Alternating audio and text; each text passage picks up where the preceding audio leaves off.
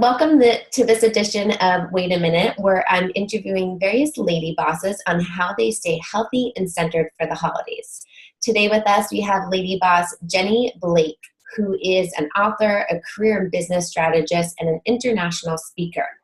She helps people organize their brains, move beyond burnout, and find sustainable and dynamic careers that they love. She's also the author of Life After College, and most recently, Thank The you. Only Move That Matters is your next one. So she's the lady boss in all dynamic words, and so I'm super excited and grateful to have you with us here, Jenny. So welcome. Thank you so much. Thank you, Wade. It's an honor to be here, and I just love you and everything you're about. So it's just fun to get to chat. Yeah, thank you. Thanks for having me. It's fun because we normally kind of talk more business strategy and soak in all of your knowledge there. So it's fun to be able to kind of tap in and talk about all of your wellness knowledge as well, because, I know you are also a yoga instructor and a huge fitness and Pilates enthusiast. And so I love to kind of bring all of that into the discussion as well. Cool. So to get started, I'd love to know, what does self-care mean to you? Self-care for me starts with how I start my day. It's permission to structure my day around my energy and going with the flow of my energy on any given day, week, or even creative phase. So for example, I just launched Pivot, which you held up that great galley copy of. And I noticed right after I launched, I needed immense amounts of rest. I couldn't rest enough. And now I'm more energetic, but I can't meditate. It's like I want all this time to meditate twice a day, twice as long as I had. And so whenever that's happening, I've learned, and it's only by trial and error, but that it's best for me to give myself permission to just go with that and trust that that energy will flow and change naturally. And when I'm ready to hustle and get back at it again, I will. But the times in the past that I've tried to force it don't work. So self-care, kind of managing and going with my energy, permission. And then how I start my day is really important to me. And doing things that just help me feel like I have a clean system. I have a very sensitive system and mind and just brain and body chemistry. So the moment I stop taking care of it, I notice, and it really whacks me upside the head. And so particularly around the holidays, I noticed, and it's only been like through 10 years of observation, that, when I go home, I lose some of my routines. I'm not working out as much. I'm a little triggered by family stuff sometimes.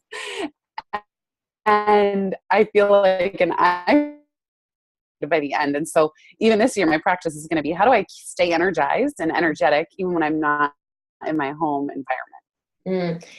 Yeah. So it's like a kind of combination of things. And I know this from our previous discussions about various topics, but I love that you're saying, like, you give yourself permission, like that ability to listen to yourself and stay true to yourself and give yourself permission for whatever you need in that moment. So whether that's more rest or more high energy stuff, just listening to that has been really grounding for you.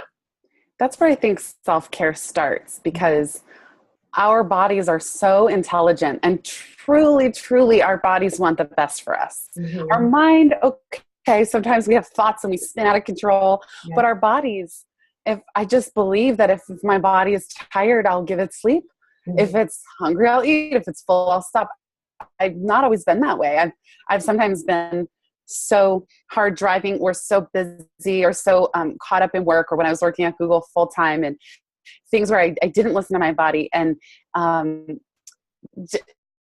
it's not sustainable. And so, as you read in my bio, this thing of moving beyond burnout, I just kept going through these cycles of burnout, crash, recover, burnout, crash, recover. Mm-hmm. And I still, sometimes burnout still pops up out of nowhere, even for my best intentions. But yeah, the permission and the honoring my body's own wisdom is huge for me, because it does change. Self-care, the definition of it does shift a little bit, but also for me, as I talk about in the book too, but knowing my happiness formula. Yeah. So I know that getting fresh air, I know that yoga and or Pilates, walking with a friend, these are certain things that just to hit a certain minimum in a week is a good thing, creates nice structure. Totally. I love that. And so you're starting to talk about it a little bit before, like your morning routine is something that is just like that's your self-care, that's your time. What is incorporated in that, and how do you practice your morning routine when you're maybe at home, away from your space and your place, and maybe on a different schedule, and don't have your favorite yoga studios local or all of that to rely on? It's tricky. When I'm at home, my morning routine is wake up ideally before sunrise, but that doesn't always happen. Depends when I go to bed. I don't use an alarm. Have tea, read in the morning, meditate for 20 to right now 45 minutes. And then journal, and then do some more reading with some more tea. And I don't even get into work or my laptop until sometimes 9, 10 a.m. Mm-hmm. It's weird because this is where the permission things. Sometimes, I have a full inbox full of emails that I'm quite late in responding to, but it's like, do I put the book down and just dive into email, or do I continue with my morning routines? And so I go back and forth too, wondering how much do I stick with the routines versus getting to work? And I just figure the work will always be there. So as well, put my routine just front and center. And that's what helps me feel calm, and it helps me learn and grow and have ideas, and it fuels everything that I do. So it's actually, to me, although it sometimes feels a little frivolous, is one of the most important things that I do. Mm-hmm. And when I'm not in the comfort of all my New York studio and routines, I make a point to try and do a little bit of everything, but relax some of my standards around it. So maybe I'm only meditating for 10 minutes because I'm sharing a house and there's 5 people staying in it and the dog's running in and all of that. But that's cool. And maybe I only go to 1 yoga class while I'm back home, but okay, great. I did that.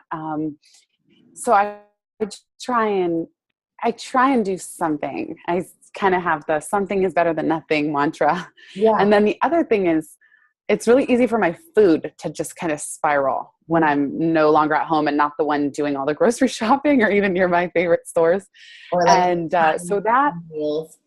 Yeah. And so I bring staple items like almonds. I buy coconut oil wherever I go and get to. I know we've talked about that before. Yeah. I buy coconut butter or almond butter, or I buy things that, okay, if I don't want the bagel for breakfast, what I'm going to do instead. And I have my little backup plan food kit.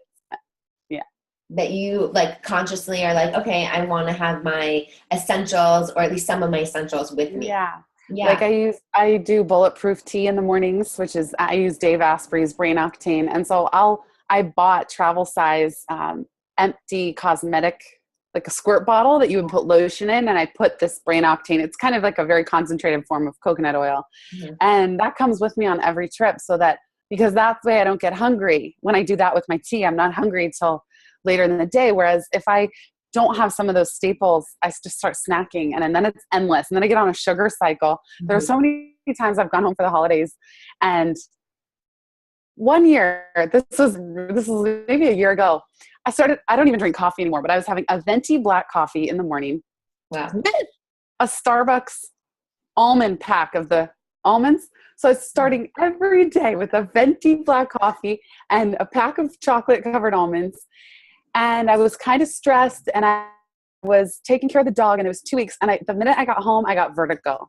Wow. Like knocked flat on my ass, threw up if I stood up. And it was 3 days. And so I drank only green juice, flushed my system, haven't had coffee since because I just didn't want the taste for it. But like I paid for that, that time that I just fell so far off the wagon. Yeah. It affected me. Yeah. So it's like knowing what you said, like your system is so sensitive. It's just like, that you want to maintain some aspect of normalcy and control in it, but know that there's also still going to be some flexibility and that it's not going to be perfect. Yeah. But still giving yourself permission to do what you can in that space in your time. Yeah. As soon as my mood starts to turn sour, it's usually a sign of like, oh, I must have forgotten to exercise. Yep. The last few days since I've been home. It's just easy to kind of forget when I'm visiting with friends, with family. Yeah. And like you want to enjoy that that time with everyone and be cozy and be in conversation and have that connection piece. But it's also like knowing, at least for me as well, but you know, that alone time when you get to work out and clear your brain and get those endorphins flowing, get your blood moving is like key in how to kind of show up and be a little bit more clear headed. Yeah, totally. Yeah. Awesome. So when you think, since you're such like a whiz at being efficient with your time and knowing kind of your energy and being really able to tap into it, what are ways that you practice setting boundaries or saying yes or no to certain things around the holidays? Because, you know, it's in a time where there's so many events and parties, and, you know, the days get darker and our energy is a little different. And so it's just like, how do you decide what you want to say yes and no to? Such a great question, because it's true. The holidays do get so busy. I learned this from Martha Beck, and she has a thing, you know, is something shackles on or shackles off? Does it feel like it's really heavy and kind of dragging you down on a should, or is it really exciting and freeing? And sometimes through the holidays, weirdly enough, I might feel like, oh yes, this dinner's a yes, and this one, and this one, and this one. And I just get kind of worried, like, oh no, I'm eating out every night for 6 nights. What's going to happen? And so I kind of, again, I give myself leeway of just, it's fine. This is a busy time. It's going to be more expensive than usual. I'm going to be eating more of my non-usual food, and it's okay. And I'll like get back at it. So I try not to worry too much. And I think it's so important to get clear on just what the no's are. Like you said, like before worrying about whether you should say yes or not. No, in your body. I like to do a body reading.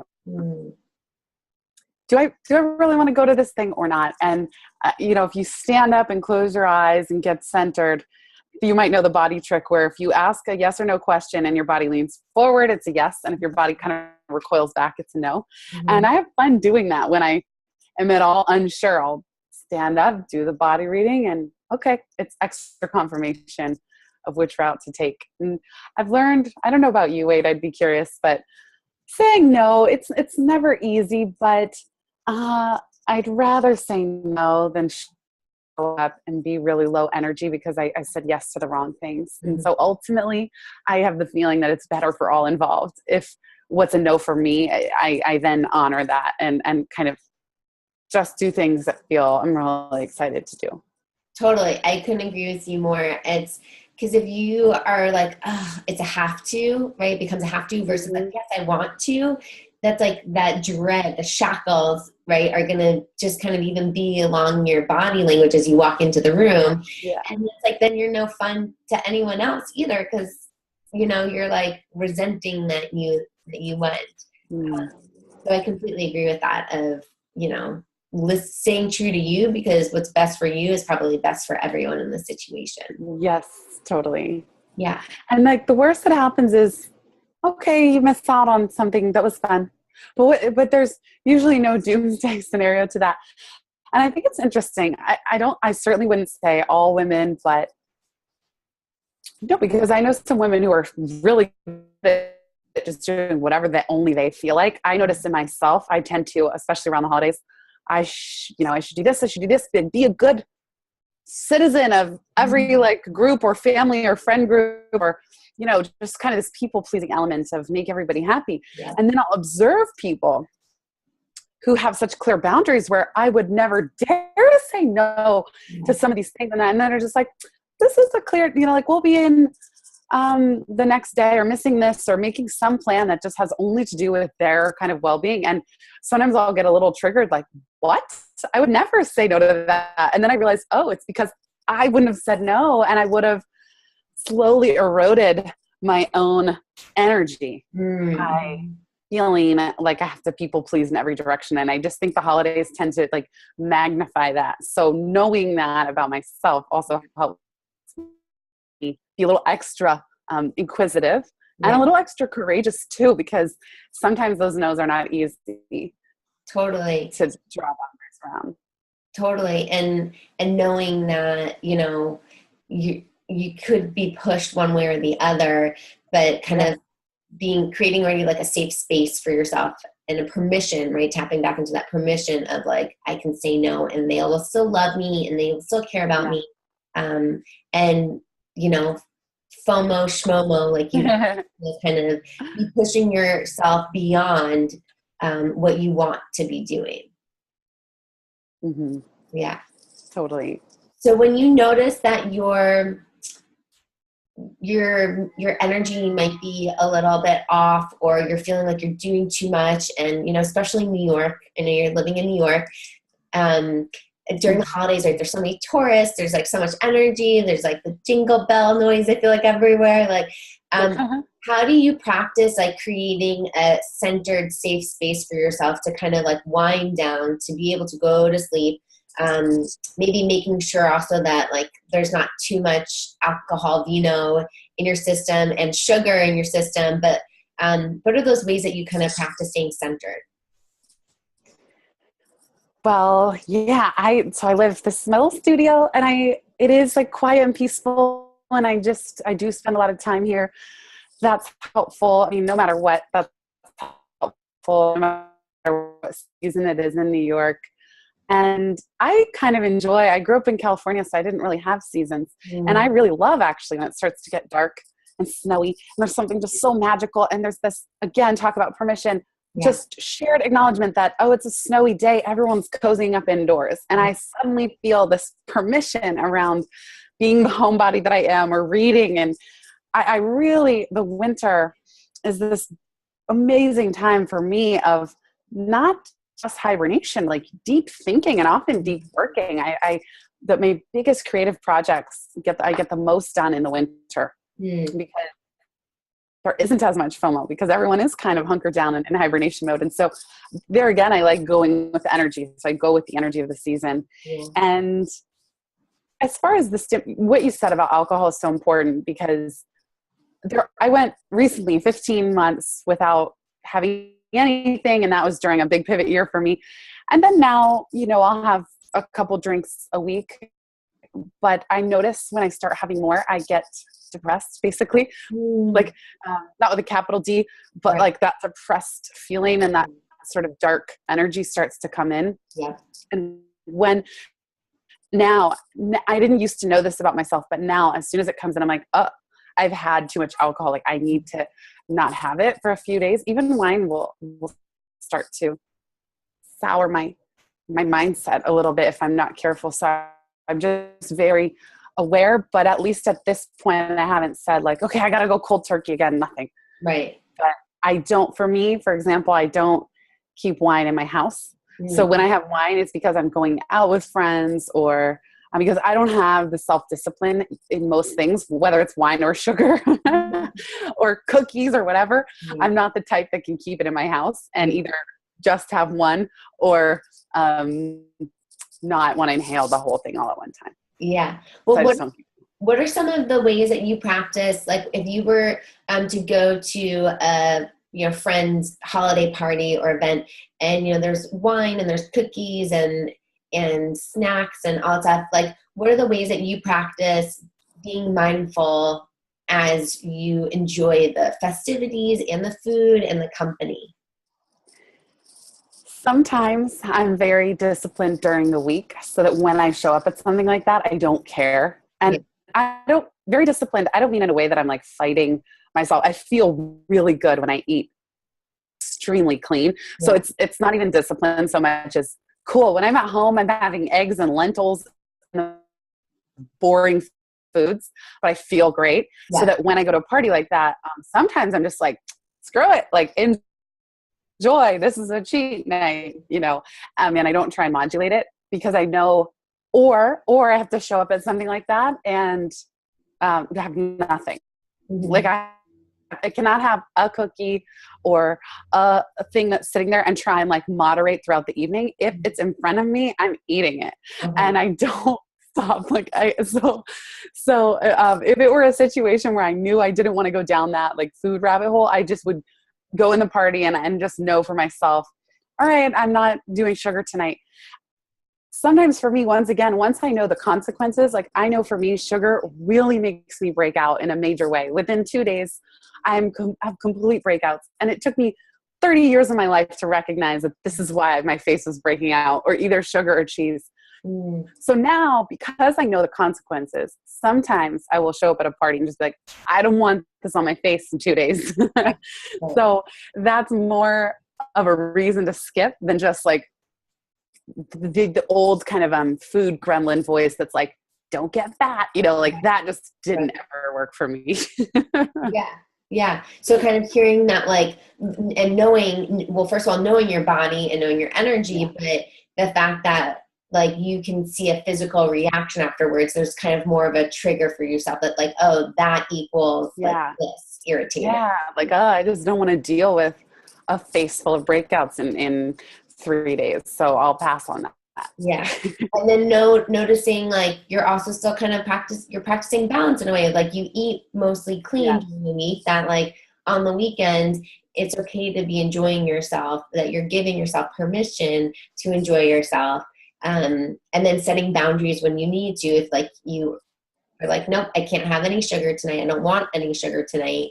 That's the conscious choice I'm making. I'm giving myself permission to have a sugar-free night. Right. Like as you're describing it, it kind of reminds me, for example, I've never had a TV in my bedroom. It's important to me to have that separation, and I don't bring my laptop. Like I'm in a studio. So, this bookshelf you're seeing is just dividing my bed and my living room. Right. But I don't bring my laptop over there. It's like maybe one time in 4 years has crossed over this threshold between. And, so similarly, my context of home is healthy food. I'm not, if I do a cheat day or cheat night or something, it's not in my house. It's like, oh, I'm at a fabulous New York restaurant and it's worth it. Yeah. The food's like not, so I also try and, just enjoy. This is a real soul love and joy is like going to an incredible meal. And so when I'm at a restaurant like that, I'm going to spend that kind of money. I don't want to be worried about like, how many carbs does this thing have? Totally. And even taking that same concept to like a friend's house where it's like, wow, they made all this food. Like you can feel that there's love in it. Yeah. And not even putting your energy into the food, but into the company and the joy in that company. Totally. Awesome. Well, as we wrap up, Jenny, I'd love to know, what is your favorite holiday meal, whether that's like a meal or dish that like your parents used to make or like something you've started making. I'm going to tell you all a very dangerous recipe because it's so good and so dangerous, because every time I can make this little concoction, I pretty much eat the whole thing. But it's called paleo fudge. It's half almond butter, half coconut oil. So just equal parts, in whatever container you make it. You stir it up, sprinkle like Himalayan sea salt on top, and then just drizzle honey across the top, and you put it in the freezer. And then after 15 minutes, the stuff, it freezes very quickly. So after, let's say 15 minutes or 30 minutes, you can really cut it into fudge. You can't leave it sitting out on the table because it will totally melt. But sometimes then with my morning tea, I'll have like a square of this fudge. But then what ends up happening is I go back and have another square and another and another. But this is one of the things that I'm just on a kick right now, but it's so easy to make. And if you're looking for something really desserty, but that doesn't have a ton of sugar in it, this is a pretty good route. Awesome. Are you going to make that for your family this holiday? Possibly. We'll see. Yeah. I mean, they're much more of the cooking crew than I am. But yeah, that's a good one. Like my mom made these paleo balls that were more complex, had dates and chopped almonds. Those were really good too. But mine's like so easy. That's the lazy person's dessert. That's delicious. And sometimes those are the best recipes, when you like quickly make something in your freezer and like enjoy it whenever you want.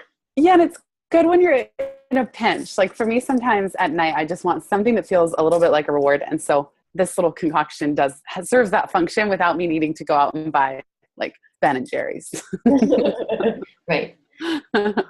Well, thank you, Jenny, so much for sharing all of your, personal habits and thoughts and knowledge. It's awesome to hear and such great advice to give to other people. Where can people find you to learn more about what you're up to and what you're all about? The best place is online at jennyblake.me, and Pivot just came out in September, so check that out at pivotmethod.com. It's part of our really, really awesome crew of side hustlers and solopreneurs. I have a community called Momentum, and also a team of pivot coaches. If anybody is looking for one-on-one support as you plan your 2017 pivot, holler at us, and that's at pivotmethod.com/coaching. So thank you so much for having me on and the great questions, and big thanks to everybody who's listening and watching. Thank you, Jenny. And Momentum is awesome and super helpful. So definitely check that out if you're looking for more entrepreneurial support or just want to get your hands and feet wet in that area. Awesome. Well, thanks, Jenny. Enjoy. Mwah. Happy holidays. You too.